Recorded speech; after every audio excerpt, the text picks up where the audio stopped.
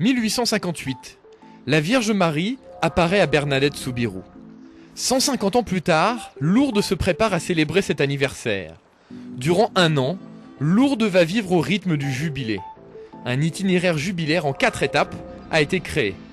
C'est le chemin du jubilé. Première étape, l'église paroissiale.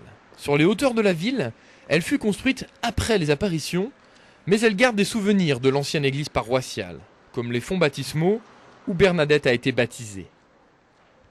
En visitant l'église, les pèlerins se rappelleront que la petite Bernadette appartenait à la communauté chrétienne et participait activement à la vie paroissiale.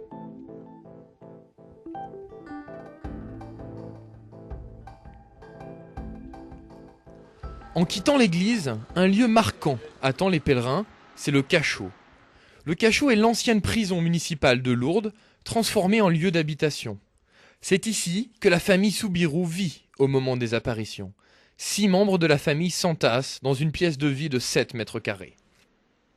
À l'intérieur du cachot, on réalise la pauvreté dans laquelle vivaient Bernadette et sa famille. Mais malgré les épreuves, les Soubirous sont toujours restés unis, soudés à travers la foi et la prière. Et le 11 février 1858, Bernadette quitte le cachot, traverse la ville pour se rendre à la grotte. La grotte de Massabielle est la 3e étape du chemin du jubilé. Partie pour chercher du bois, c'est la Vierge Marie qui apparaît pour la première fois à l'intérieur de la grotte bordée par le Gave. Devenue un haut lieu de pèlerinage, la grotte est une halte incontournable dont se dégage une intense ferveur. Comme Marie conduit toujours à Jésus, le parcours du jubilé ne pouvait s'arrêter à la grotte.